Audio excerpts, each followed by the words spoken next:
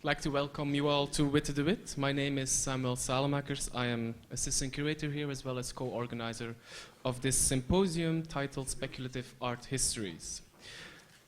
As some of you might know, we've been seeing a lot of humanities scholars here at Witte lately, notably as part of Alexander Singh's monthly causeries, which is part of his ongoing project The Humans, which is a play about creation of the world and man to premiere in Rotterdam in September. We invite these academics to share with us their knowledge, which most often we don't get to hear a lot in the sometimes all too small world of contemporary art. Yet why should an artist, or a curator for that matter, who is looking into creation, not talk to an astrophysicist or a Bible scholar? Our aim is to break away from the artificial boundaries that exist between different domains of knowledge and realms of meaning.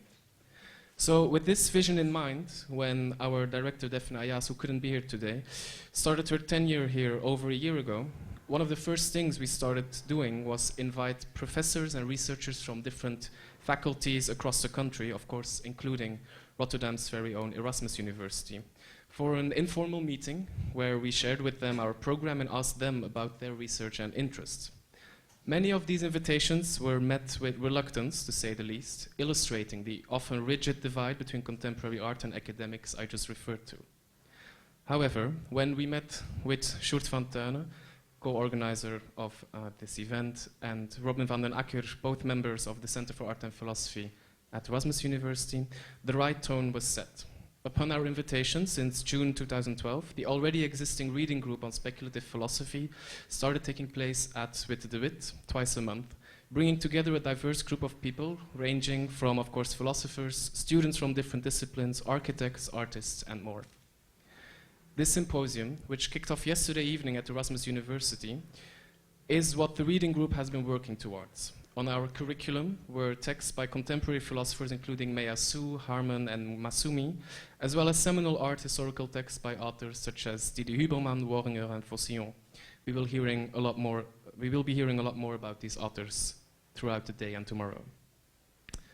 I will now pass the microphone to Sjoerd for a further introduction to the subjects we'll be discussing today and tomorrow, but I'd like to first thank already Monique Goossens, a student at Erasmus University, for her wonderful assistance in organizing this event, all the loyal and never-tiring reading group members, many of you are present here, and of course all of our speakers. I hope you have a pleasant day. Thanks very much, Samuel, for that introduction. Also on behalf of the Center for Art and Philosophy of the Erasmus University Rotterdam. A very warm welcome at this conference. Those of you who weren't there last night and who came from afar, especially welcome. The Center for Art and Philosophy has come a long way in terms of speculative philosophy. This conference now follows upon the Philosophers' Rally, which was organized by, some of the organizers are there at the back, by students of the Erasmus University last year, and which also had a speculative turn in continental philosophy as its guiding thread. Participants were Didier Debes, Levi Bryant, and Elisabeth von Samsonov, our keynote speaker tomorrow morning as well. And this event was followed by another event at the Unie, a debate between Henk Oosterling, our unofficial city philosopher, de stadsfilosoof, zoals er ook een nachtburgemeester van Rotterdam bestaat, Jules Dilder. Our city philosopher, with one of the most prominent speculative philosophers of the present, Isabelle Stengers. And now, with this event, there is fulfilled a long-time wish of mine, namely to have an event take place that combines recent developments in metaphysics with art history. It was not entirely my own idea. I profited a lot from the momentum gained by another conference that took place a little bit more than 2 years ago at the Courtauld Institute of Art, entitled Bergson and His Postmodern Legacy.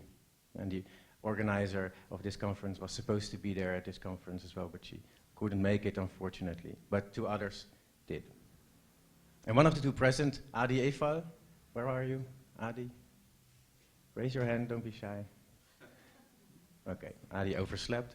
Adi Efal deserves particular mention because she has provided me with invaluable advice from the very moment I started to think about this whole event. And she also generously opened her professional network to me, which turned out to be an inexhaustible source of scholars working in this niche of a niche, which is the interface of speculative philosophy and art history. So, speculative art histories.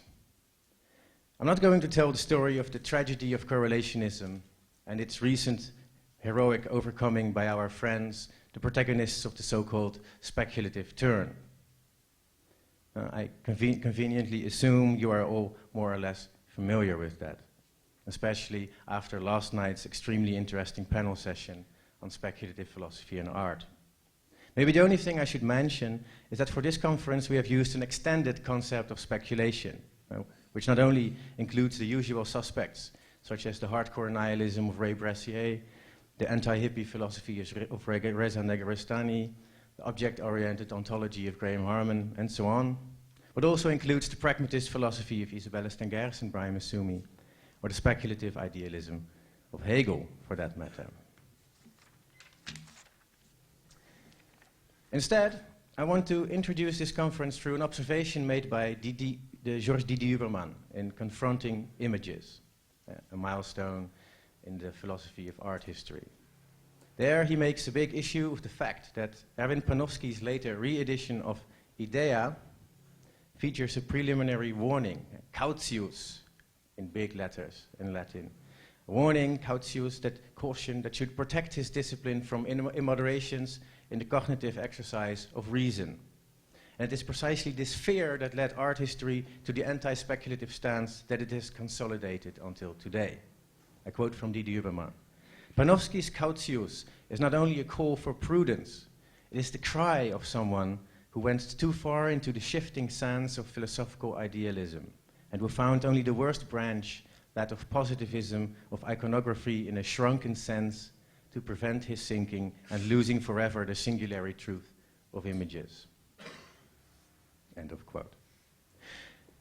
If Panofsky's iconography exercised the very life of images, however, then Didier Huberman's turn to semiology and the phenomenology of the gaze, as he calls it. Perhaps Didier Huberman's turn does not suffice to reverse Panofsky's reduction of the permanence of the crystal, Didier Huberman's words, a very beautiful Bergsonist image, of course, and the permanence of the crystal, it gets reduced to the chronology of a story. Didier Huberman blames Panofsky for. Although Didier Huberman seeks to describe the efficacy of the visual as a virtual appearance or an event, such as it appears at the junction of a proliferation of possible meanings, it only includes the event of art and history as subjectively lived experience. Didier Huberman's ambition remains historicist and critical. In his own words, he wants to write a true critique or a critical history of the history of art, as opposed to a speculative one. Again, his own words. So, by contrast, the aim of this conference, at least in the way I think of it, is to explore what new possibilities the post-critical or speculative turn in continental philosophy has to offer for thinking about what, for a lack of a better name, I will continue to call art history. But now in the plural, art histories. For of course the title of this conference contains a paradox. Speculation is future-oriented, art history is almost by definition historicist. And in this historicist sense, art history is a typically modernist undertaking, whereas a new speculative approach would seek to actively reconnect with the creative force and the historical genesis of art itself. A creative force which is also by definition ahistorical in itself. So one of the questions I hope we can address in this conference, and it was also addressed yesterday by Armen Afanasian, is how do speculative concepts of time, past, and contingency challenge our engagement with art history? If there is an intrinsic connection or interference between art and philosophy, as Gilles Deleuze and Félix Guattari famously argued, then we probably shouldn't look for this connection at the level of art history in its objective sense. That is, at the level of the history of art. Rather, as Bergson argued, we will find it at the level of the history of art in its genitive sense. Bergson, I quote, argues, if art is a figured metaphysics, then metaphysics is a reflection of art. while it is the same intuition of the new, of becoming variously applied, which makes the profound philosopher and the great artist. So it is in this sense, rather than just another interdisciplinary exercise, that ideally the aim of this conference is to propose a sort of counter-discourse, in the Foucauldian sense, a counter-discourse of speculative art histories. How could today materialists, realists, pragmatists, vitalists, object-oriented speculatives, how could they offer alternatives to the mere complementarity of philosophy, of art, and art history, often based on mutual recognition and critical limitation rather than imaginative crossovers? How can the encounter with art induce new forms of philosophy? And vice versa, what new intermediate methodologies for art and art historical writing do they provide? Is there, for example, an unexpected contemporary relevance for pre-modern, for example, Gothic ideas about art? Well, the last question, of course, leads me to introduce you to our first keynote speaker, of whom we are extremely proud that he is willing to participate in our conference. And that is Lars Spuybroek. And next to Henk Oosterling, he is probably, sorry Lars, the most interesting and original philosopher of art, or maybe I should say, free thinker in the most positive sense, as he is not a philosopher but a world-famous architect. And the most interesting and most original philosopher of art from the Netherlands. And I would therefore also like to emphasize once more that it is, of course, no coincidence that both Henk and Lars are from Rotterdam. Eat that, Amsterdam. So, Lars Spuybroek received international recognition after building the HTWOO Expo in 1997. The first building in the world that incorporates new media and consists of a continuous geometry.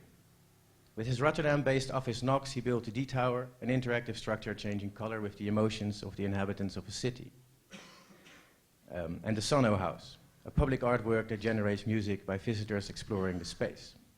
Spuybroek has won several prizes, and he has exhibited all over the world, among them presentations at the Venice Biennale, the Centre Pompidou in Paris, Victoria and Albert in London, and the Guggenheim Bilbao.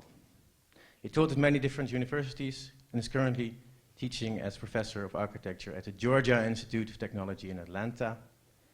His last book, entitled The Sympathy of Things, which is also Ruskin and the Ecology of Design, and this book will also be at the basis of his lecture today.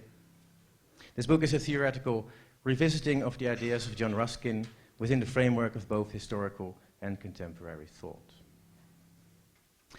After the talk by Lars Spuybroek, there will be a short response by André Radman, assistant professor in architecture at the Delft School of Design, licensed architect, prize-winning architect,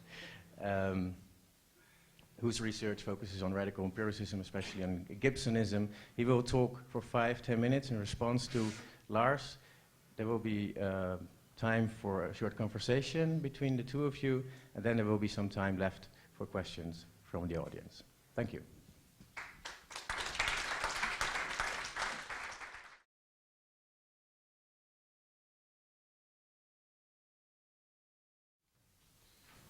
First, there is a deep disgust with the theory of design. You have to remember, I'm educated by Annie. I'm not sure if you still know the Annie conferences, but I've actually been in a panel with Peter Eisen and Elizabeth Gross and Rosalind Krauss, which was a horror. Because I think it was the 7th or 8th conference of Annie. There was Peter Eisman, who was sort of the Uber manager of Annie. And he had sort of a platoon of hidden theoreticians in the room, mostly Italians, but also in the panel. And when he would say something, they would stand up one by one to sort of confirm what he was saying. For architects, that's the status of theory. They legitimize what you're doing as an architect. And so we all had like a warm feelings for Annie with the first one, Annie Moore, I think it was. And it became more and more troublesome. And it really became sort of an army. So I want to just warn you guys, sort of put architects at the lowest if you imagine the chain of being, right, the great chain, put architecture at the lowest of the steps of being, and not yourself as theoreticians or art historians, then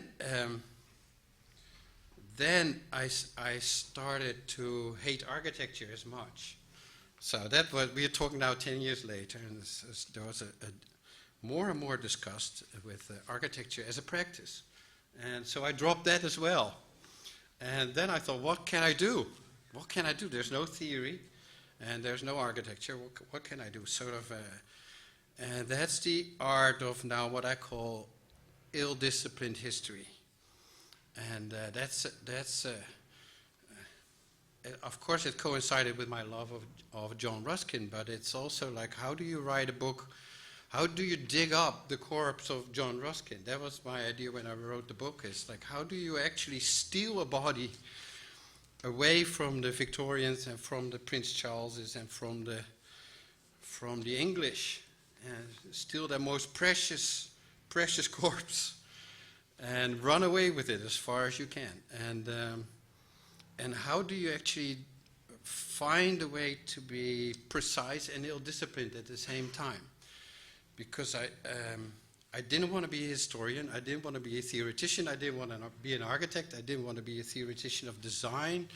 So you end up like in between everything, and but that I thought could be an art. So how can you develop an art of being ill-disciplined? And that's what I try to do with this book. So it's not proper philosophy, it's not proper art history, it's not proper history, it's not proper design theory. It's a sort of dilettantist. Of course, Ruskin was a dilettante. He was called a dilettantist by Paul Frankel. And so it's a dilettantist way of being precise, because you don't want to be a dilettantist and not be precise. You want to be precise. So you have to invent precision. So there's a way of how I read Ruskin and how I develop this notion of Gothic ontology, which then is developed into a notion of sympathy. So you have to test it for yourself, but I'm following Ruskin, but in a way that is quite, actually the Ruskinians love it, but it is not, let's say, a classic way of reading Ruskin. Now I'm using the nature of Gothic as a major text of to understand his way of understanding the Gothic, and now you have to know that, like Hans Janssen, Paul Frankel, Jean Bonnet, the same Panofsky of the art and scholasticism hate Ruskin for his reading of the Gothic. They think it's ill-disciplined, it's dilettantist, and it's incorrect, it's astructural, it's over-Christian, it's everything that they don't want to read. And actually, I thought, while reading Ruskin, I thought it's extremely precise and very to the point. Now, the nature of Gothic, he was only like 31, 32 when he wrote it, is in the second volume of The Stones of Venice. The first volume is still quite a classic notion of the Gothic. It's what they call a membrology. The historians of the early 19th century Robert Willis, people like that, they would say a proper reading of the Gothic is a membrology. So you look at the members of the Gothic. It's actually a classicist way of looking at the Gothic, but it is you look at the pedestals, you look at the columns, you look at all the members that make the Gothic. Strangely enough, there's hardly anything of the Venetian Gothic in this text, The Nature of Gothic, which is in the second volume. So there's very important theoretical text, the Nature of Gothic, but also the material of ornament, which is in the same volume.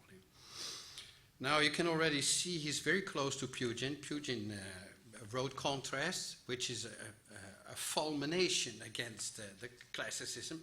So there you already see that Ruskin is in that way following Pugin as not just as an advocate of the Gothic, but also as an anti-classicist, right? So basically, Pugin started that sort of morality of anti-classicism, but in that sense, Ruskin is precisely following Pugin. Classicism is an architecture invented, as it seems, to make plagiarists of its architects, right? Slaves of its workmen and Sybarites of its inhabitants. That means that plagiarism, classicism means you learn the trade of designing architecture by the books of Serlio or Palladio, and that's the canon of classicism. You learn the architecture, and you copy. The art of design is an art of copying. Slave of its workmen, you draw by, first you plagiarize, right? You plagiarize Palladio, and then you have the workmen exactly carve the details and the ornaments that you drew up. So that makes slave of its workmen and Sybarites of an inhabitant, hedonists of its inhabitants, right? So it's a design criticism. It's a moral criticism. It's a political criticism. It's very goes quite far in how it follows Pugin. But he adds the famous 6 characteristics. I will only discuss 3 of these, but there's the famous savageness, changefulness, naturalism, grotesqueness, rigidity, redundancy. Now that's the order that Ruskin gives to the 6 characteristics of the Gothic, which is from the text, The Nature of Gothic. I will discuss the first 2, savageness and changefulness, and the 5th one, rigidity. There's no specific reason for that. These are very important. Basically, savageness is an invention of almost a century earlier of Sir Overdale Price, who came up with the notion of rough variation, right, which is the basis of the picturesque. And changefulness is a bit earlier, is the notion of smooth variation, which comes from people like Hogarth and Burke. So we've got like 2 types of variation. One is smooth and gradual, and the other is incremental and rough. So he applies that for the first time to the concept of the Gothic. And then what's especially interesting is how these 2 lead to the notion of rigidity. Ruskin is always like accused of being a bad reader of the structural concepts of the Gothic, but he adds a very new idea in his concept of rigidity. The other 3 I just leave for what they are. So savageness is the most difficult one. Imperfection is some sort of essential to all what we know of life. So there you get the first time Ruskin uses the notion of life. You'll see that if you read Ruskin, now there's 39 volumes of his work, so don't go too quick, but there's always this notion of life or vitality. And my main argument already in the first pages of the book is that Ruskin is actually, often he's read as a Christian, as a Christian theoretician of the Gothic, but I think he's a sort of crypto-vitalist, right? He's not very precise about it, he's not like Hans Dries or Henri Bergson, but he uses the word life in a very instrumental, very precise way. Not only when he discusses ornament or the making of buildings or the making of paintings or how paintings compose themselves, which is what he calls the law of help, but also in his social political economy. He's always like referring to this notion of life and vitality. From a very early age on, from let's say when he's 28 to his like very last writings, when he writes about plants, it's always about the idea of life. Now, nothing that lives is or can be rigidly perfect. Part of it is decaying, part of it is nascent. Now, that means he's not looking at an object in space, but he's looking at that object as much in time, right? So there's through that object goes a vector. There's a vector that creates it, which is the nascent, which connects very much to his earlier ideas of what he calls vital beauty, right? And part of it is decaying, so that vector passes through the object and already breaks it down. Right, so there's an idea of things being composed and things falling apart. So being, right, which is an ontological term, being in itself is sort of surrounded by a vagueness in time, which introduces the object, which composes the object, and one that leads it out of space into time and makes it decaying. Now that relates very much to the idea of the picturesque of a century earlier, right, where we have beauty and sublime, right, as an opposition from Burke, right, and Sir Overdale Price, he positions the picturesque right in between, right? So vital beauty you have to understand as leading towards the picturesque, and the picturesque itself, what Ruskin calls the parasitical sublime, is already going out of that middle towards the sublime. So he's really positioning a new notion of beauty between, let's say, these two opposing tendencies. So savageness is really helping to position that notion of aesthetics. Now, clearly, if you discuss the imperfect, like related to the Gothic, and you go to Strasbourg or to Reims, you think he's mad, right? So you just have to look at these images. This is like a 12th century space shuttle, right? You cannot be more precise than building the Strasbourg Cathedral. You can have not a better notion of perfection than building Reims. So you have to, when you read Ruskin, you have to sort of suspend that notion of imperfection. What the hell is he talking about? Now, one notion is already what you see here. Clearly, there's Reims, but here there's Amiens, which is only like 100 kilometers to the west. There's something weird going on. You see, perfect symmetry and some weird form of symmetry. I wouldn't even call it asymmetry, but something wrong. Looking from the notion of symmetry, something has gone wrong.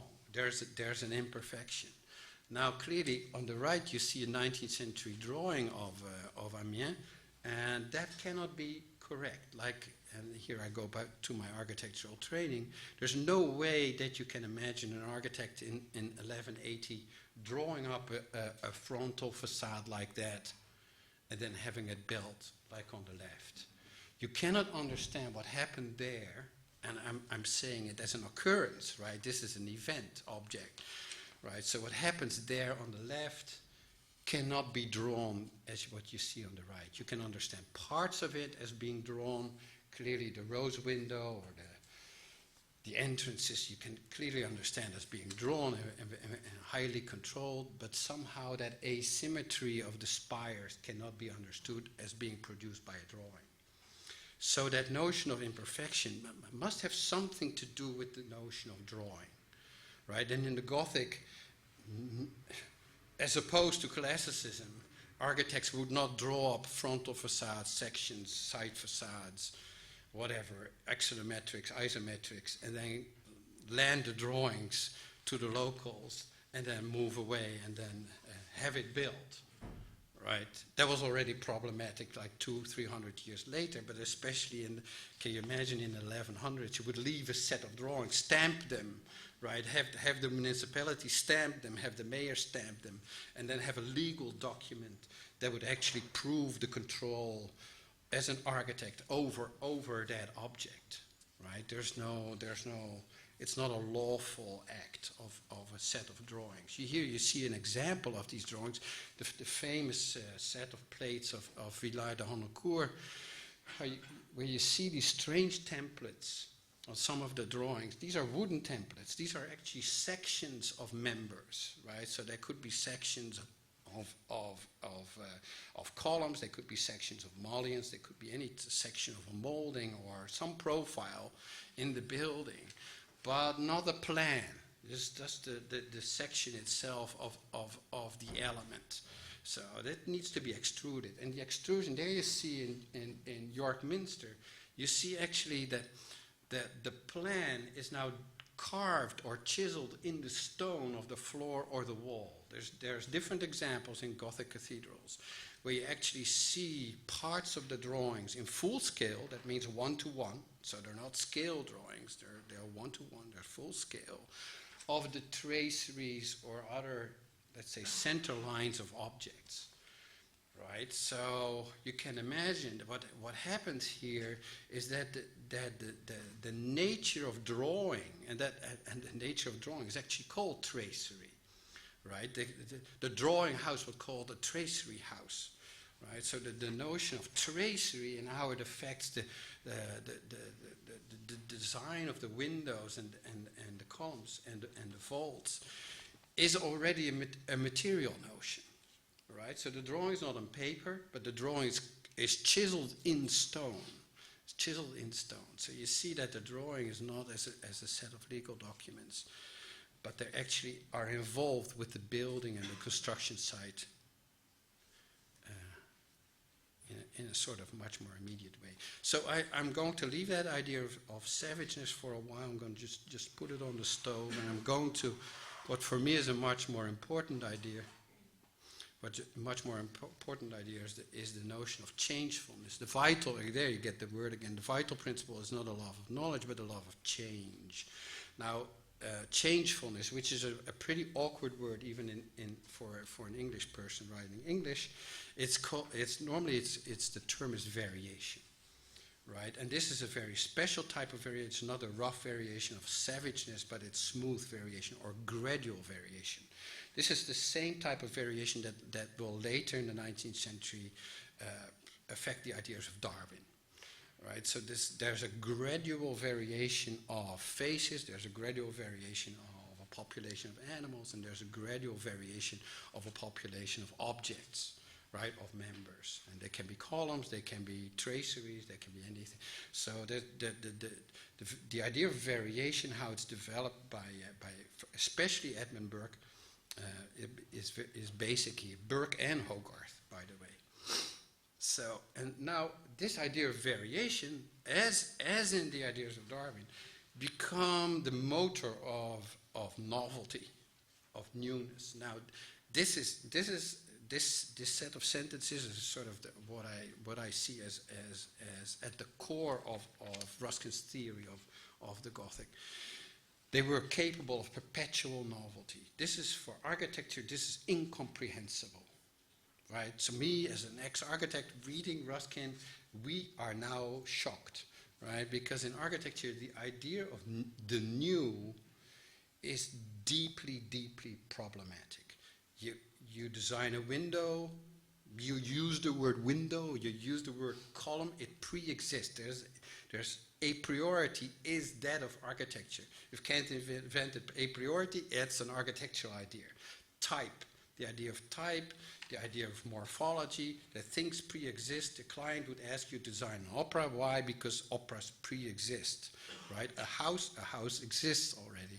So you design with a suitcase full of things that are already there, right? So novelty is at its best in the combination of these elements. Any classicist like Christopher Wren would tell you, if you want to produce anything new, you can only do that by recombining the old.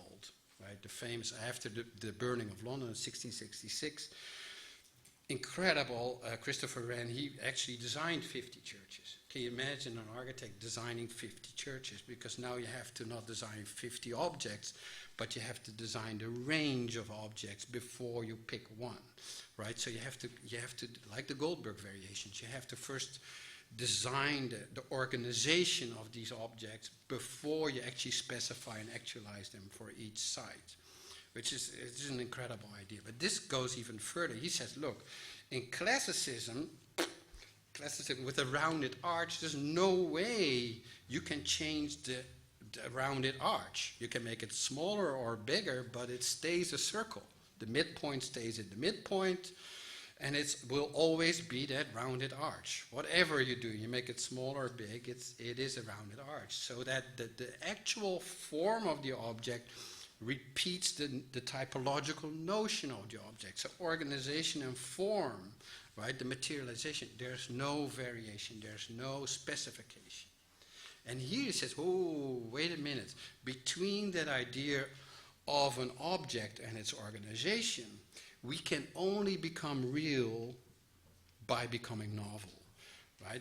This is Bergson, what is it, 50 years before, right? So, and actually a bit more precise too, because we're talking about instrumental ideas. How do you actually design something? Not talk about something, but actually design something.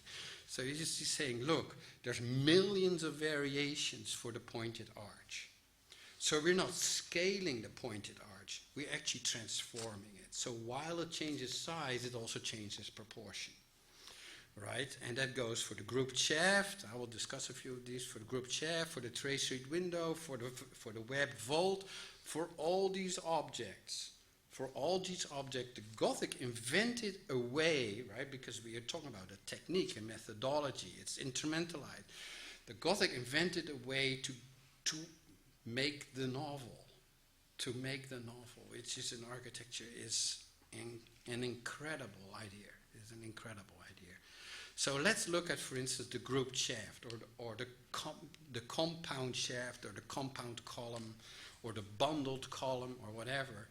You see, and this is almost like you're looking at ice crystals or snow crystals. You see, there's tons of variations, right, of columns. There's tons of variations of columns, right? And you see, there's a sub-element in here, right? And that's the main invention of the Gothic. There's a sub-element. You see the same here in the traceried window, right? Of course, we have, let's say, the mid-pointed. We got the perpendicular. We got all these variations of traceries, but still, there's something happening in the Gothic that allows it to make all these windows different, right? And what is it? It is the invention of the rib. The most irritating element in architectural history, because no engineer can explain it, no art historian can explain it, no philosopher can explain it, nobody can explain it, because it is nothing, right? It is in itself, we cannot define it, it's indeterminate. It's indeterminate. It's not really a mullion, it's not really a column, it's far too thin for a column. It's useless when it's in a vault, right? If you looked at a web vault, you can take all the ribs out and the thing will still stand, right? It's crap. And basically they spend 50% of their time carving the ribs, right? So they must love it somehow. They must deeply love it because it's an expression of the Gothic, but it's useless. While it plays such a structural role, because clearly it's holding together the glass and look at here, these are the South Cloister, Gloucester, but they don't care if there's glass in it or stone, right? So it's not modernist transparency, it's not phenomenal transparency. It's either a wall or a window. They don't care. It's pure articulation. It's pure articulation, and it's not an element because you cannot define it. So it's a sub-element. This is absolutely new. This is absolutely different. Because what do we have in philosophy? We either have a priority, that means everything is pre-cooked and predetermined and preconceived, or we have monist pulp, right? So we have monist pulp, we have Umgrund, whatever, and somehow things rise up out of it. Bloop, there's a column, right? But that's not how it works here. These are precise elements, so they're ill-disciplined, right? But they are extremely precise. They are extremely precise, and they have very precise profiles, and they behave, right? So they have what I call a configurational behavior. So they exist, all these elements, sub-elements, exist on the level of figures. We have an I figure, we have a C figure, we have an S figure Hogarth serpentine line. We have an O figure, we have, if it's a growing structure, we see bifurcation, so we have Y figures. They can also crack, like in glass. We have T figures. We have zigzagging or chevrons. We have V figures. There's a whole alphabet of figures. Now, these figures are not motifs, because normally motifs are hidden in materiality, right? Motifs are for classicism. There you get a meandering line. Right, and you get different types of meandering, but these are not motifs. These are actual figures that exist, right? You could actually list them. So they're also not like ogives and ogs and pinnacles, because an art historian, being obsessed by language, a major handicap, right? Yes, serious handicap, because you don't understand techniques, right? Out of language rises nothing, right? But out of techniques, yes, you can carve and chop and chisel and whatever make. So that's a whole other world. So we're not looking at ogives, because ogives are made of these figures. And vaults are made of these figures. So what do we see here, right? So an ogive, as we understand, is actually two J figures, right? And the cusps that you see in tracery windows are double S figures. So you can look at all these, and I'm doing this with students all the time, right? Looking at all these, you see there's C curve, J curve, S curve, and these are all vary. They're all containers of variation, of changefulness. So they vary smoothly, right? They vary by gradual variation. So a J figure, we can stretch the shaft, but we can also keep the shaft the same length and stretch the arch, right? So there's like, these are aproportional variations. They're not like classicists where you have to keep the proportion. No, these are aproportional variations. They're configurational variations. Why? Because all these figures vary. They're moving, they're dancing, they're being happy, that's a Ruskin word, they're being active, but they only do that because they find each other. They want to find each other. So figures configure, right? And that's why you see here a rose window, for instance, or a netted vault or a trace reed windows are configurations. And of course, these are again containers of movement, right? You get rotational movements, you get like flaming, radiating movements, you get spoked wheel movements, you get different types of movements, but these are all like configured of sub-movements of the figures. So that is the main argument of let's say, a Ruskinian reading of the Gothic, let's say, methodology is the figure configuration. Now, obviously that's a digital reading, right? I'm not sure if you're like known with the idea of scripting, but what I'm just discussing, the idea of the figure being variable and then finding configuration, you could script that easily by parametric variations, right? So our word for gradual variation is parametric variation. Right, not geometric. The parametric variation is a topological variation. So we're not discussing volts, we're not discussing columns, we're discussing bundling, we're discussing interlacing, we're discussing weaving, all these textile terms. Right, this is a Zemprian word. All these textile terms, they're somehow in the state of stone, right? There's a flexibility. There's a textile notion that allows things, when they're thought up, when they bubble up, right? Not out of the Ungrund, but out of the world of things. When they bubble up, there's a flexibility of behavior, right? There's a flexibility of behavior, enabling things to create other things and new things that are of larger scale. Now, if you read Worringer then, right, with these eyes, with these Ruskinian eyes, the notion of vitalized geometry that Deleuze always quotes is suddenly very, very precise description. Now, they have a lot in common. Worringer and Ruskin have a lot in common. They're not just both vitalists. Clearly, Worringer is an expressionist, and Gombrich always calls Ruskin a proto-expressionist. They're both a sort of Nordicists. You should talk about this for hours, but I'm not.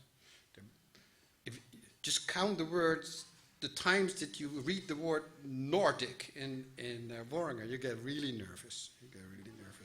But you'll see the same in Ruskin. So there's something Nordic. Now that Nordicism you have to read as sort of an anti-Mediterranean classicism, right? No bright skies. There's only mud, rain, mist, rough men, red-headed women.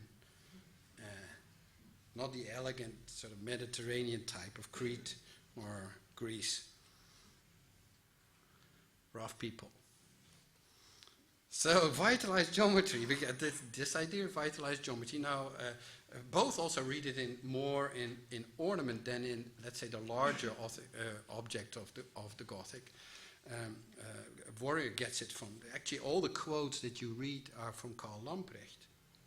And Karl Lamprecht wrote a fantastic book on on Gothic illumination.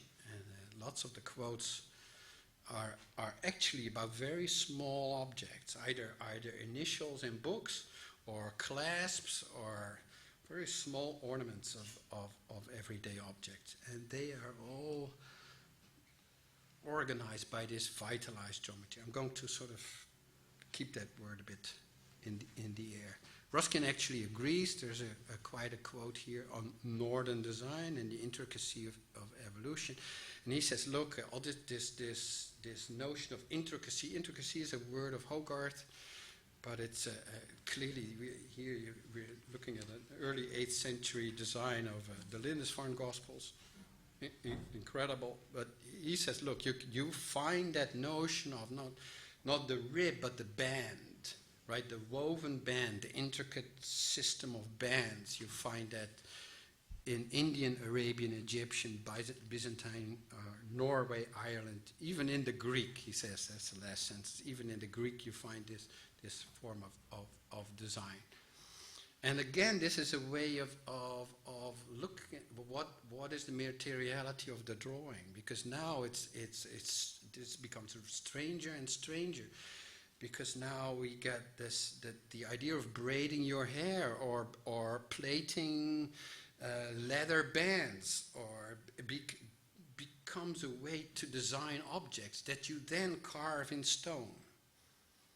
Right, so there's a materiality of the line that pre-exists the materiality of the line that you draw on the paper. Right, so we weave, we interlace before we draw, right? And then we carve it out. So for Zempirians, this is crazy. That thing on the left, that cross, because first you weave it, right, which is the world of textile, and then with stereotomy you cut it, right? So there's clearly a world of flexibility and activity is pre-existing all the other notions of being an object. So we get a notion of craft coming out of Ruskin. We get that notion of craft, but it pre-exists design. It's not like, okay, there's design, and then the northern man bungles the drawing and sort of makes mistakes while he carves his grotesques and his ornaments, and he's this Nordic rough savage, right? That exists too, but there's this another idea of craft which pre-exists design. So it's not arts and crafts where you have design and then you craft with it. No, it's a notion of crafting, of weaving and interlacing and bundling and plating. All that's sort of flexible notion of materiality that pre-exists the drawing and the design. And you see clearly there's an idea of work in Ruskin that is not just in the workmen, but in the members themselves. There's the famous scene in Scotland when Ruskin loses his wife, right? This is the most famous story of Ruskin, why he didn't sleep with his wife. And there's one good summer in Scotland, he goes out with his wife and Millet falls in love with his wife, and Ruskin is totally bored with her, as always. He's totally bored with her and just leaves her be, and he's okay with that. And he is having these evenings with Millet. So Millet gets his wife at daytime, but he gets the husband in the evening. So because now Ruskin can discuss the notion of the Gothic, and he wants to invent a new Gothic, and he talks to Millet all the time, and Millet just makes a few drawings.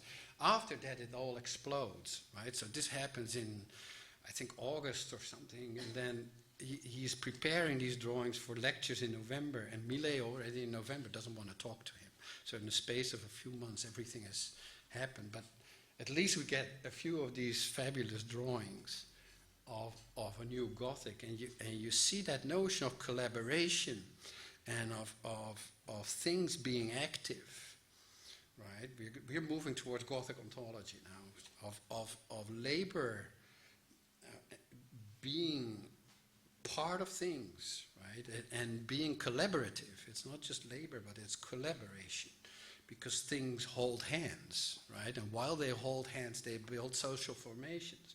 So when Ruskin in his 40s became political, right, and wrote Munere Pulveris and onto this last, he is actually having an aesthetic critique of society. He's not a Marxist. He's having this aesthetic concept of collaboration and how people should collaborate. How far am I? Because oops. Okay. I'm going to speed up.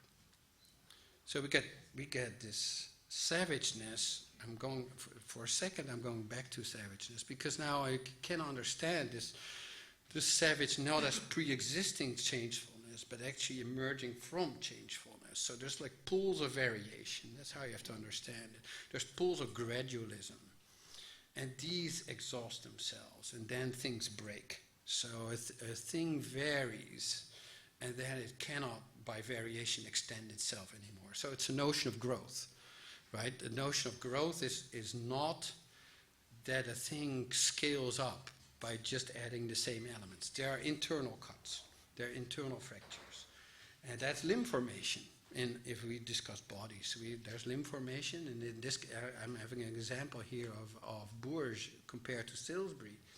And clearly, you can't this is the same algorithm. If I would script this is the same algorithm producing an object. It starts with a nave that copies, and then the nave doubles, and then the nave creates transepts, right? And then it closes by having a chapter house or a lady chapel.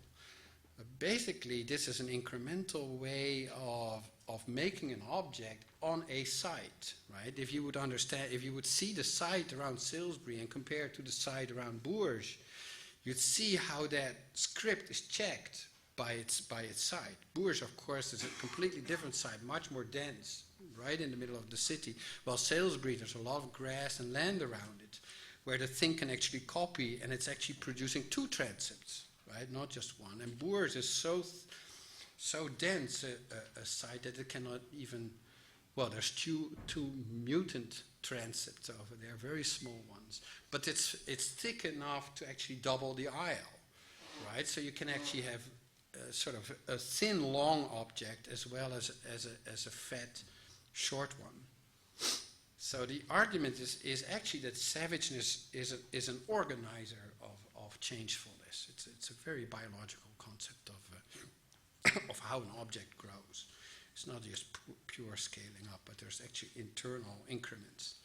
Now the third I want to discuss is rigidity, because of course Ruskin is well known for his lack of knowledge of structural issues. You hardly get any three-dimensionality of the Gothic in his discussion.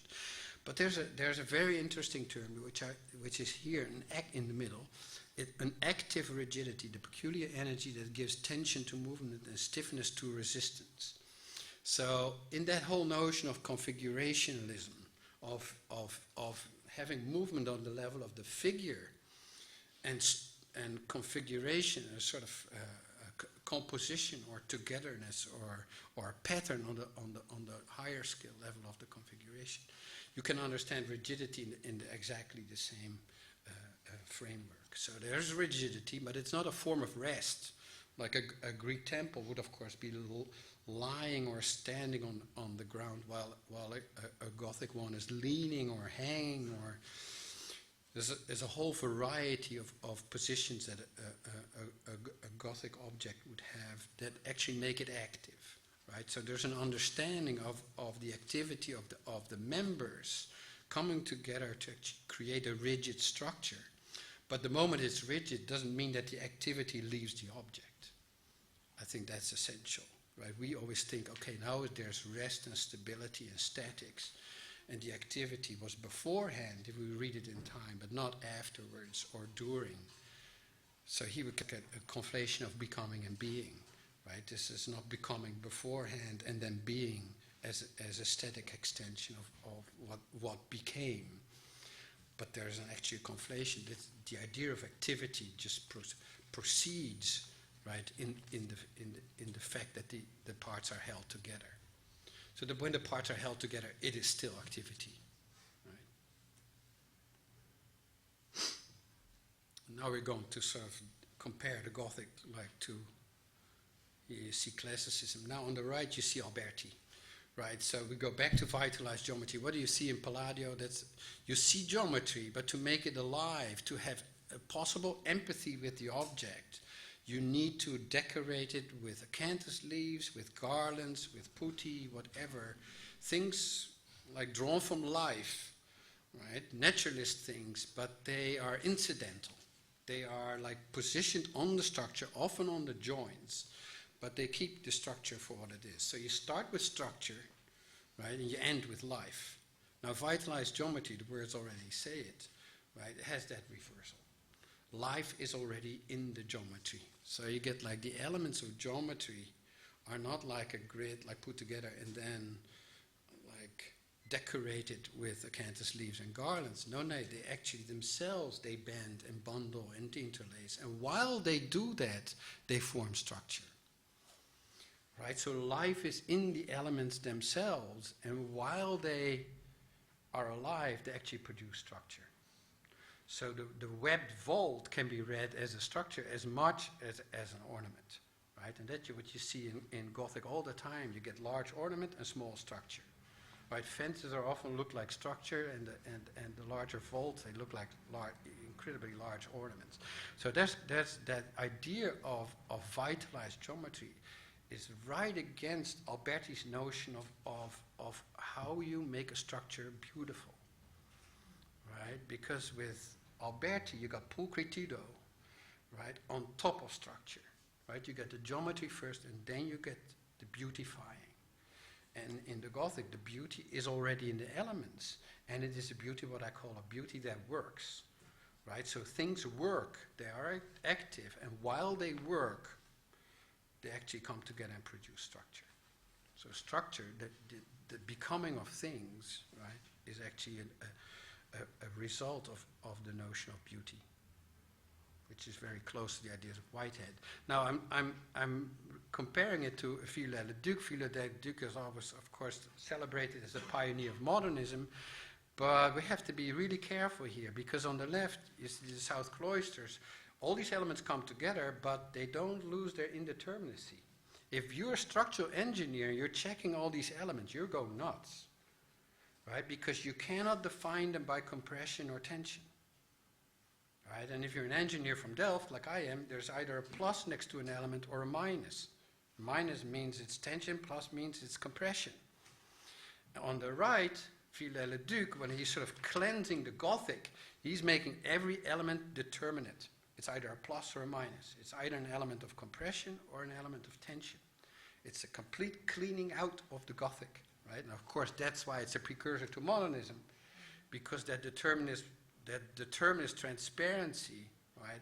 That pure determinism that sort of holds up modernism, it's what you see. It's not by accident that it looks like the start of a space frame, right? So, but there's a world on the left that's uncontrollable. While it's highly precise, it's uncontrollable. So we see vagueness and precision at the same time. And there we got logic and precision at the same time. Beauty that works. I'm not even on the half. I'm a nightmare. Okay. There's Charles Babbage. I'm comparing Charles Babbage, inventor of the computer, the difference engine. So he's a contemporary, a bit older than Ruskin, the idea of the division of labor. So what I'm trying to do in the book, of course the first chapter is called The Digital Nature of Gothic, is sort of my argument why we can understand that notion of figure and configuration as something digital. And therefore I compare it to the difference engine of Charles Babbage. Now Charles Babbage is a really interesting man, because he's not just invented this difference engine and the analytical engine, the first computers basically, but he is also a cultural critic. He wrote a 200-page critique on the exposition of 1851. He actually looked at the industrial object and design object in a very interesting way. Now, for him, the idea of computing, which is correct, is to make complexity a configuration of simple tasks, right? So each complex collaboration of labor can be divided up, as a division of labor, can be divided up in very small, simple tasks, right? Which is a horror to Ruskin, of course. That's, in the sense of computing and how complexity is generated, that's correct. But for him, that meant that the cultural products needed to be pure copies of precision, right? So the strange thing was, is though he understood that notion of complexity on the level of labor, he didn't understand it correctly on the level of producing objects. So how it is actually made by a set of workmen is correct, right? But how it's then copied is actually a sort of a misunderstanding of his own notion of computing. What I'm trying to do in the book is trying to sort of have Ruskin's idea of labor in design and have Charles Babbage's idea of added tasks that are simple being brought together. And that I compare to clearly the notion of Gothic ontology. This is actually very interesting. Marvin Minsky, the inventor of artificial intelligence, right? The bird's nest problem. Nobody ever tried. Now this is about the drawing again, right? A bird's nest is not drawn before it's made, right? That's very important. Nobody ever tried to make a machine that could build a bird's nest. Ping! Instead, they're all out there in factories assembling motors. People say, oh yes, the bird gets straws and it sticks them in the nest and glues them in. But a motor is designed to be put together.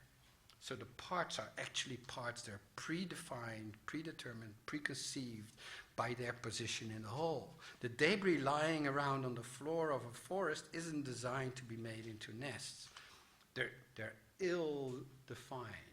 Right? They're ill-defined. So there's an indeterminacy around each object which allows them to be knitted, to be interlaced, to be stacked, whatever the bird invents at that moment to build the nest. Right? So the definition of the object comes while they're being woven together, which is pure Gothic ontology. Right? So we got indeterminacy, but not in the notion of pulp, right, and ungrund, but we got the indeterminacy related to things. So here we're going to my argument of the anti-Baroque and the anti-fold, right? Because I when I started to write the book, I sort of was still reading Deleuze, and the more and more I wrote it, the more and more I moved away from it. And this is one of the main reasons, is that the notion of movement in the Baroque, the notion of the fold or the singularity, comes after the structure. So basically, what we're seeing on the right is distorted classicism. Everything is already there, which is monism. Everything is already there, but movement is added later. So the fold happens later. Right? The fold happens in the universe that is already there, which is the plane of immanence. Right?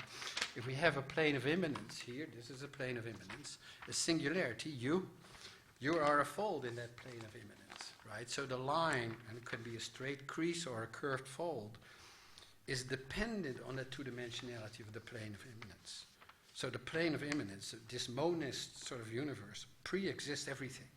Right? Singularities pop up out of that two-dimensionality, but only by decreasing one dimension, which of course is well known, right? n-1, right? So here we got like one side of the argument. The other side of the argument, we get atomism, right? Which is what you see on the top left, which is things are like separate elements. That's atomism. Things are dimensionless, right? And they hit on each other. And then they create formations, they create forms. So that's the idea of atomism. So we have got a world of billiard balls or dimensionless objects, and we had that other world of monism where we have two-dimensionality, where the singularities then become lines. Now, you already see that pack of worms in the middle, which is the folds are now liberated. Right, so the folds are now singular objects. There are things in themselves, And they're allowed to collaborate with others, but they can disengage, right? Of course, in that world of monism, they cannot disengage. So there's change in that universe, but there's no real movement. And of course, in atomism, there's movement, but there's no real change, right? So there's the idea of Gothic ontology that it can sort of cope with two things: is movement and change. There's internal change, and there's external movement. And of course, internal change precedes external movement. Now that leads to 10? Oh, I can handle that, I think. So what happens when we look at that? Let's look at a Gothic object. That's of course, I got that from Gombrich. There's the sense of order. There's a page in the sense of order.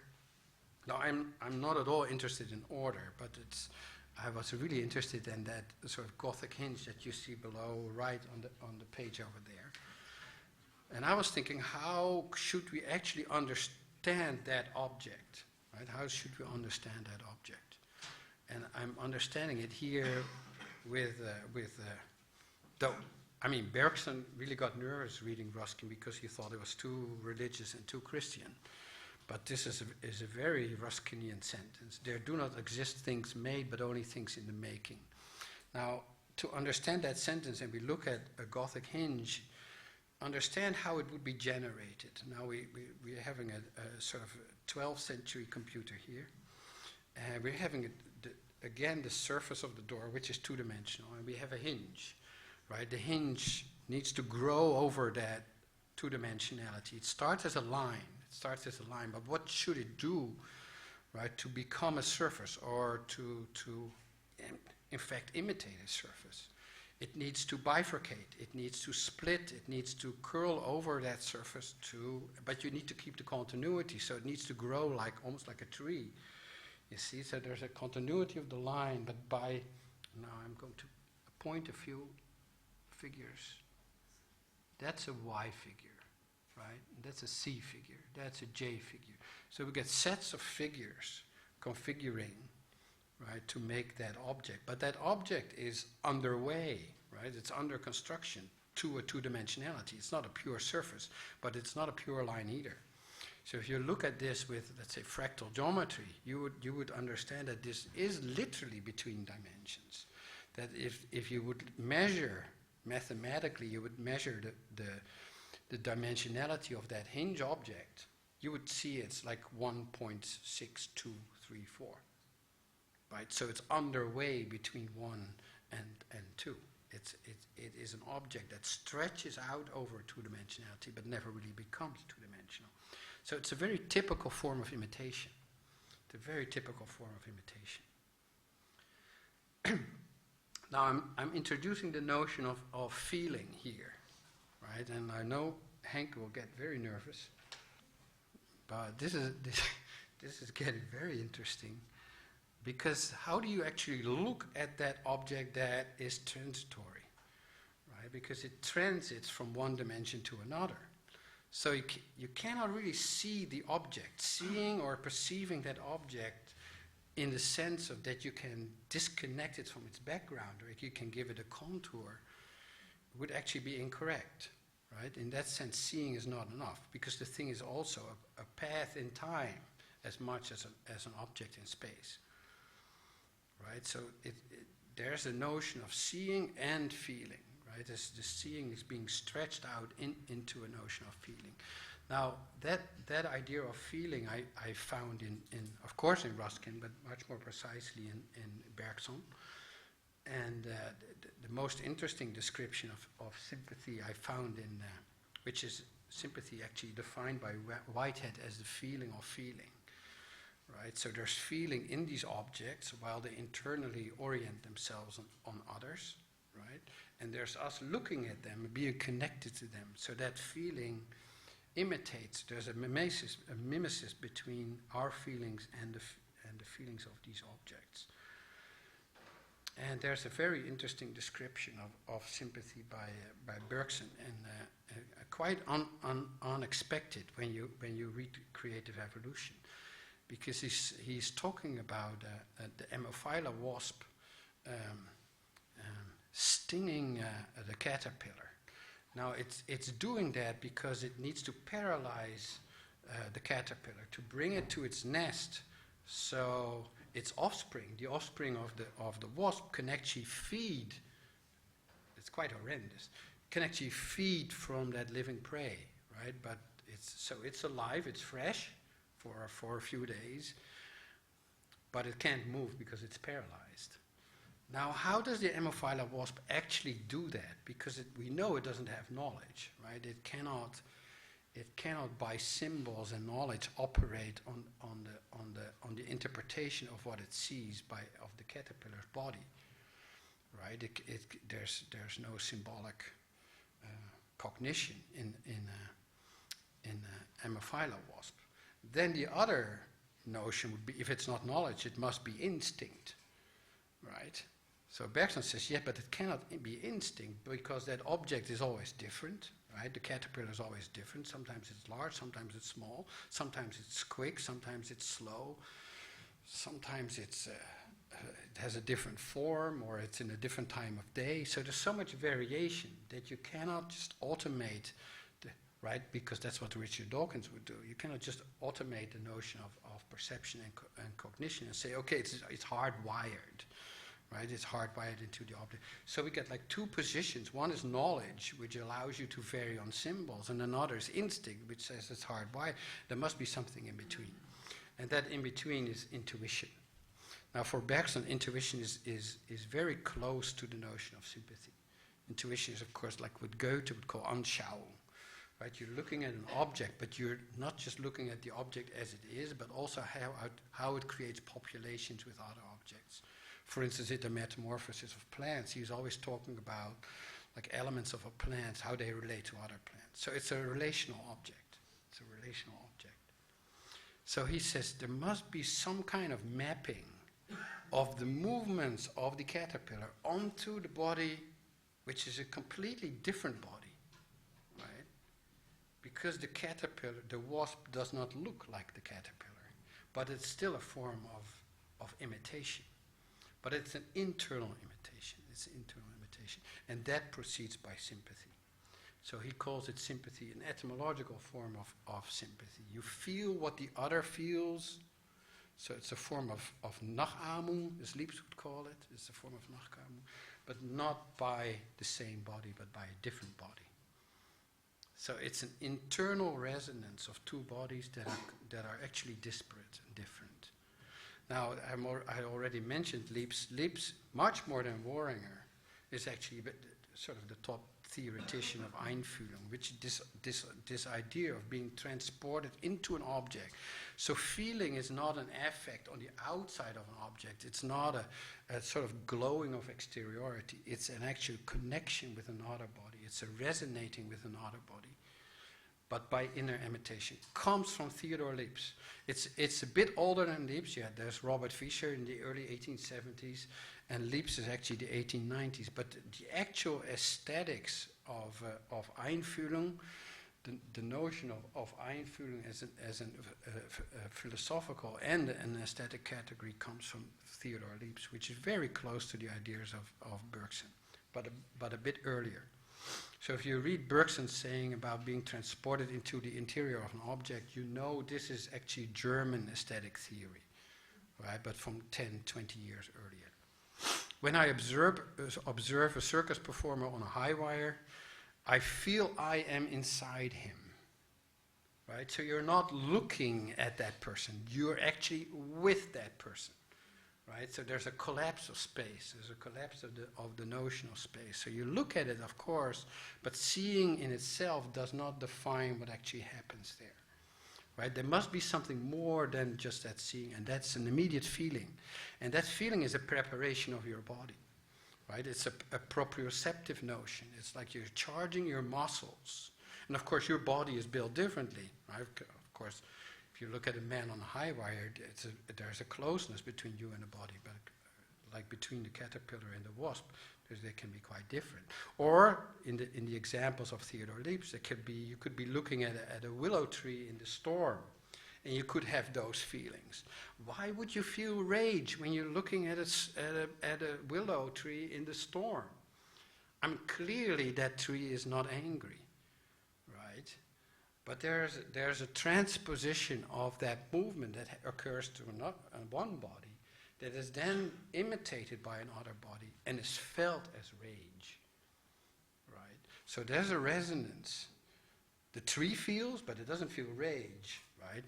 I'm not sure what it feels, but it feels something because it moves in the wind, right? And then you resonate with it, but you only resonate it by feeling rage, right? So that's Leib's theory of Einfühlung. There's a congruence of two objects that are not the same. That's what he calls innere Nachahmung, right? So it's a form of mimesis, but it is not a mimesis of naturalism, right? Naturalism is only the first stage, right? And that's why we often misunderstand the notion of empathy or Einfühlung.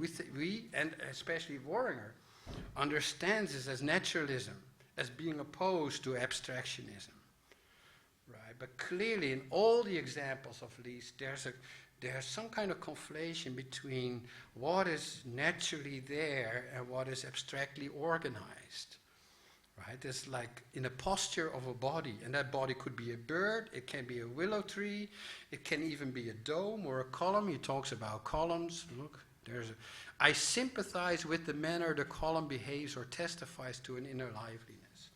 This is pure Ruskin. This is pure Ruskin. So there's a vitality, right? There's a vitality that creates that object, but now it's not really moving anymore like a bird or a willow tree or a man on a high wire. It is actually that trace of movement, that path of movement is now becoming the object itself, right? Here you see the horn of an antelope, or you see the spiraling of a shell. Right, these things are not really moving, but they embody movement, right? They're grown, right? So already when looking at the spiral, I follow it. So he's looking at that spiral shell as if he is seeing a man on a high wire or a willow tree in a storm, right? So actual movement or virtual movement or movement that is changed, that creates an object, which is variation, right? And the actual movement of an object are, like for Leib's, the same thing aesthetically. And that had a huge influence on Wulfing, right? The dome swells upwards, right? It's not an object in rest, it is a thing that there's an active rigidity, right? So they're discussing architectural structures, right? Any engineer would tell you, look, this thing is in rest, but it's actually swelling upwards. And they're not mistaken, it's not some kind of metaphor, it's not some kind of language, it's actual vitality creating an object. So the empathy, let's say the English translation that you see in T.E. Hulme or later in Titchener of the word Einfühlung as empathy is not really correct. If you read Leib's, he actually uses the word sympathy, which he gets from Johann Gottfried Herder, right, from the 1770s. He already talks about sympathy. So there's a history of 120 years of sympathy, right? And what's so interesting is that in Leib's, these two are actually merged, right? So either being a hinge on a door or a body sitting on a rock. I'm done. Let me see, what is my last sentence? Okay, so what Worringer was doing is sort of, by reading too much Riegel, basically, by splitting abstraction from empathy, he actually broke up what sympathy was according to Leibs and Bergson and Ruskin, right? Because the formula is sympathy is empathy plus abstraction. What is that abstraction? Because the hinge imitates the door doesn't mean it becomes a door. There's only points of connection. When I go sit on a rock, my feelings organize my body so it meets the rock only at certain points. That is the abstraction. So there's a patternedness of one object meeting another object, shared by feeling, but there's an abstraction that cannot be sort of missed. So I think Worringer, as a sort of the last theoretician of Einfühlung, made some misreadings of Leib's. That was my final word. Thank you.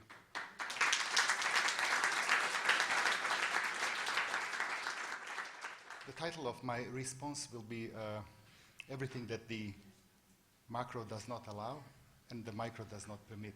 It's related to the talk that I've given earlier. So this is sort of continuation of that introduction. That we are experiencing a profound social transformation triggered by the so-called digital turn is no news. The promise that informational technology will emancipate us from the inertia of materiality has become widely accepted. Though, as a parent of two internet-addicted teenagers, I'm rather inclined to see it as a self-fulfilling prophecy. It won't be too much of a caricature to portray the architectural community as divided along these lines, pro et contra. You are either with us or against us, is a political version of the law of parsimony. Sensible or intelligible, tectonic or digital, ornament or structure, force or form, contingency or necessity, pluralism, monism, immanence, transcendence, affect, concept, empathy or abstraction, you name it. Not without irony, the choice more often than not boils down to what Deleuze and Guattari have identified as neo-archaism and ex-futurism. The opposition distinguishes between the paranoid fresh conservatism on the one hand, this is a term by Rumer van Thorn, and the quasi-revolutionary schizophrenia on the other. The space of the former is meant to be striated, while that of the latter smooth. Yet all of the above can easily be dismissed as a false dilemma that remains unavoidable insofar as we hang on to the law of excluded middle. However, the way to overcome such dichotomies is not to opt for an ecumenical and thus mediocre third way, and now answering your question, which has been attempted, of course, in the past. The equally false dilemma, what comes first, the chicken or the egg, will not be settled once and for all with a reified hybrid of the two, as succinctly put by Masumi, whom I've just paraphrased. Nor do we need to resort to the forceful bridging of the gap as with the dialectics, or conversely its exuberant glorifications, as with the aporetics. And I'm now here referring to the German tradition, Hegel, Marx versus Kant, Heidegger, French post-structuralists, and perhaps the most vocal contemporary proponent of the aporetics, Zizek, my ex-compatriot. The above distinction between the dialectics and aporetics come from the sociologist Scott Lush, and to some degree anticipates the current speculative realist ambition to overcome the anthropocentric predicament of finitude, albeit by different means. Lars Spuybrooke calls it abstract materialism, for example. What we need instead is a genuine logic of included middle. I call it ecologic, because not all potentiality is already an accrued value, as we have just seen. A field of an event is much richer than any rationality which is but a subtraction from it. For Spuybrooke, the enlightened member of the Digerati, the name for this middle is beauty. And its realm can be circumcised as everything that the macro does not allow to be said, and the micro does not permit to be deduced. This comes from Stengers. I credit him with being almost single-handedly responsible for revigorating the B word that was until recently virtually expelled from architectural discourse. In the words of Spuybrooke, I quote, "Meaning, language, criticality, and semiotics have been standing over the grave of beauty for 100 years now. There is no friendly way of saying it," unquote. And indeed, similar destiny has befallen the true crucial ontological valencies, that of time and space. Any attempt to discuss time and space in realist terms would have been considered, under the reign of postmodernism, as unacceptable or at least naive. It's thus safe to say that we have slowly but surely drifted out of it, thank God. It took me years to collect Spuybrooke's early essays that I extensively use in my teaching and practice, and when I finally did, he published them in his first monograph under the title The Architecture of Continuity. We did not have to wait long for his second monograph, The Sympathy of Things. It is this source that the Spuybrooke draws on in his talk now today. My suspicion is that his uncompromising commitment to what he terms the Gothic Ontology demanded a break with continuity, and I mean this quite literally. Yes, there is continuity, but there is also some kind of bias. The question is not just why there's something rather than nothing, Leibniz, but why is there difference rather than identity? Why is there this rather than that? It's about the distribution of variation. According to Spybroek, and I quote him, we have arrived at a point where it all comes down to aesthetics. But alas, as he's fond of saying, neither aesthetics nor sympathy is anthropocentric. Mind you, another recurring mannerism of his, sympathy is as much a feeling as it is a form of thinking. It is what, and now this is a direct quote, what things feel when they shape each other. However, there is still something missing. I was thus delighted to learn that Spybroek is currently finishing his third book. I mean, he's published many books, I mean, in terms of monographs. Not only was I honored to be in his confidence and get a glimpse of one of the chapters, but I was also happy to find out that it might address a crucial issue, namely, how is the given given? As a keen new materialist, I believe that everything is production. Following Deleuze and Guattari, there is the production of recording, and last but not least, the production of consumption. In a word, economy, or general economy, be it political or libidinal. Hopefully, it is much more than wishful thinking combined with my triadomania, comes from Peirce, that makes me draw a parallel between the three irreducible passive syntheses, connective, conjunctive, and disjunctive, and the thesis from Spybroek's forthcoming The Politics of Beauty, where he develops a theory of beauty as a gift. Spybroek will appropriate Marcel Maus's distinction between the three stages of exchange, namely giving, receiving, and returning, which are known in a different context as the three graces. Once again, and this time at the risk of belaboring the point, I want to mirror the giving, receiving, returning series into the production, recording, consummation chain of temporal individuation. I think this is very close also to metastability and Catherine Malabou's plasticity, or the capacity to receive, to give, receive, and return form.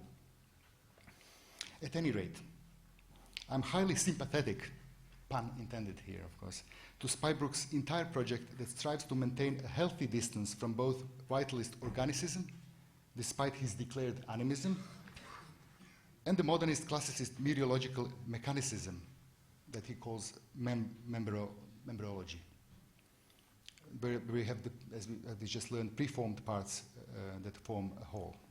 The interaction of parts needs to give way to the interaction of interactions. This is his Gothic ontology, I believe, with 1D entanglement and 2D tessellation. It's the feeling of feeling, I think he said today. Whether his sympathy, which is, as we've seen also, empathy and abstraction, is ultimately a post-ex facto phenomenon is not quite decided, at least not for me. I would be inclined to see it as a quasi-causal operator. Certainly not dark, but a precursor nevertheless. Where I do part ways with my esteemed colleague is in his repudiation of the externality of relations to its terms in favor of interiority in spite of his declared anti-essentialism. And I think this is clear with this idea that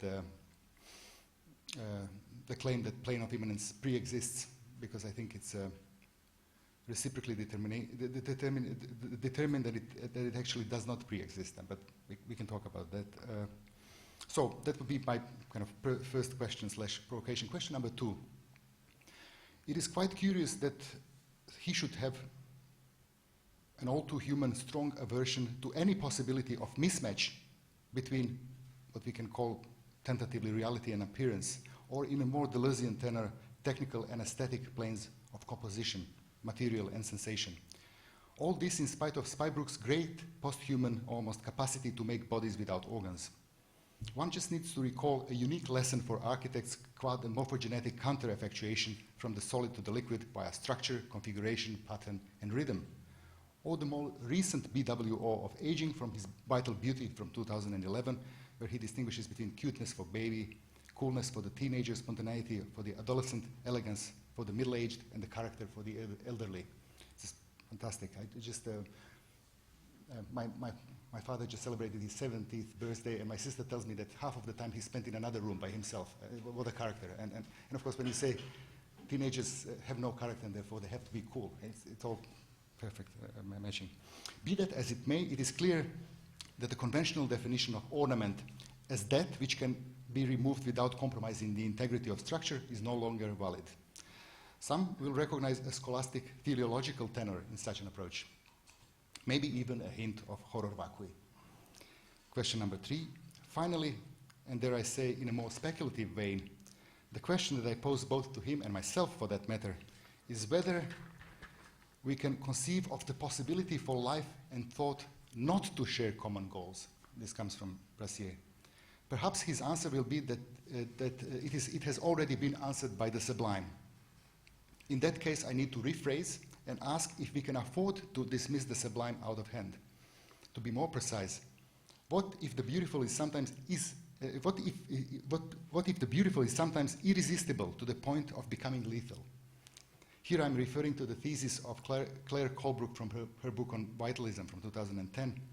And with this ecological as opposed to egological third and the last question, I will conclude my brief response.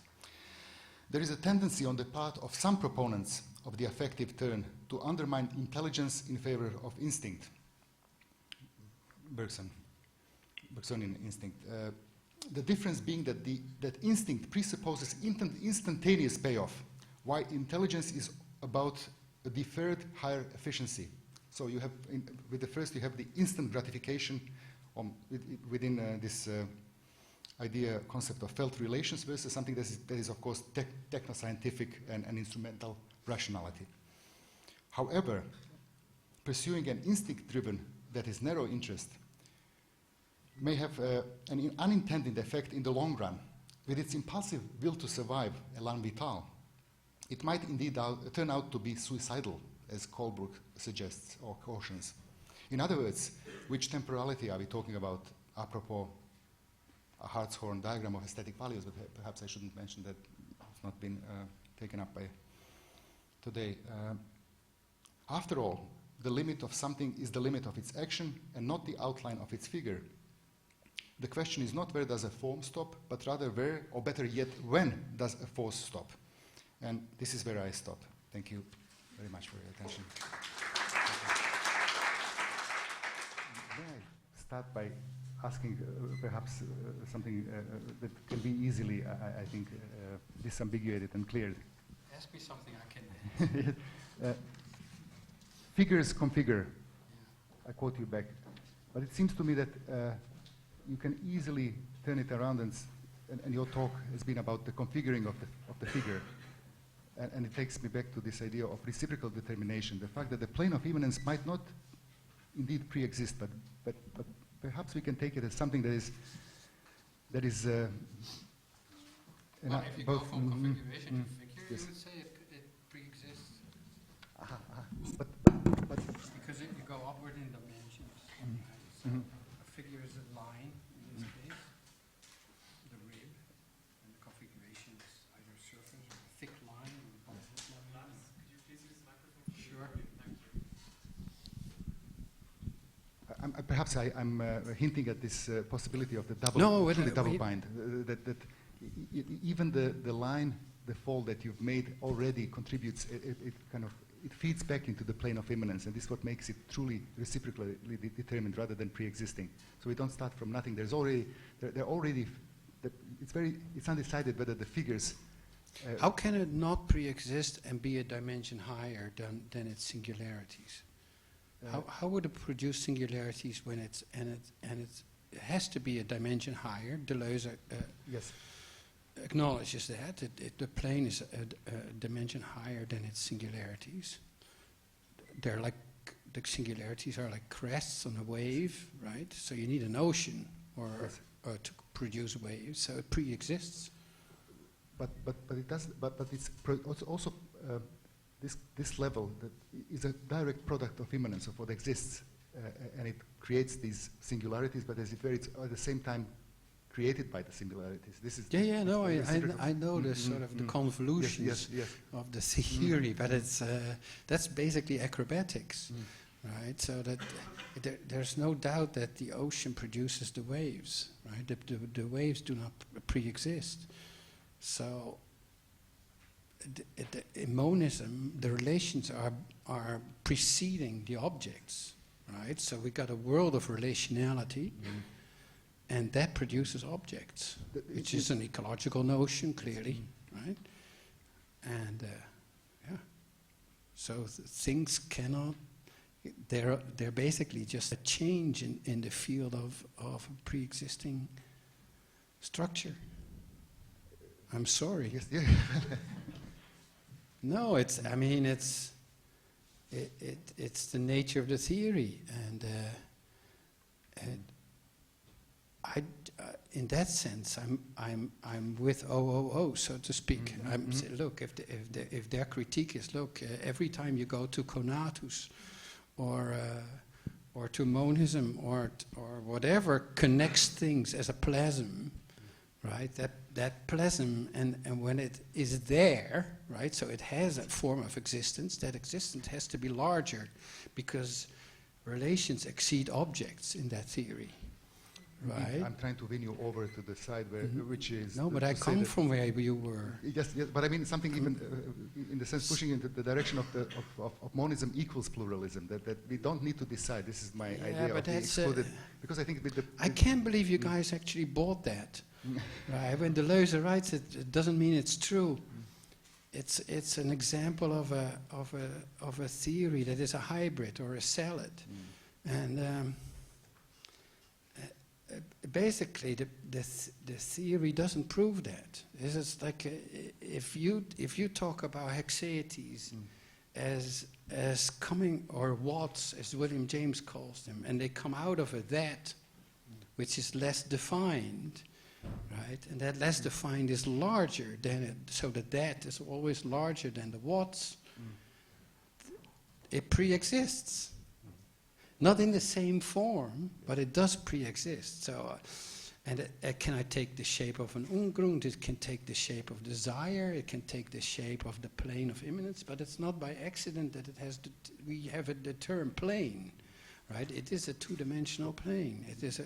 Yes, but where does that plane come from? Wouldn't you say that it's a direct product of what you call this side, the actual, the ribs?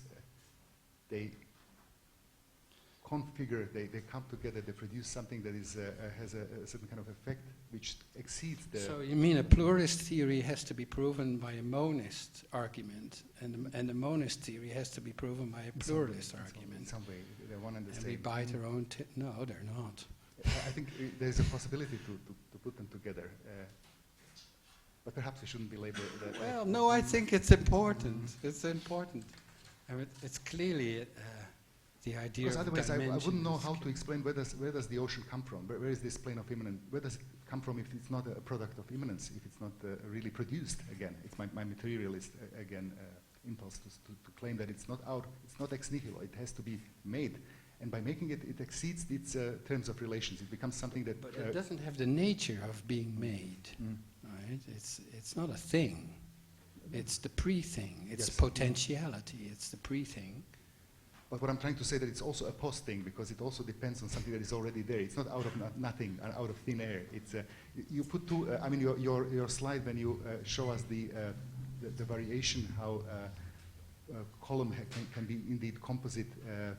wouldn't you say that just the sheer coming together of two ribs to produce something that cannot be reduced to either, is already contributing to the plane of immanence and allows for this plane of immanence to kind of have a causal, quasi-causal capacity of its own, which then, I mean, this is exactly when you say, this is what I mean.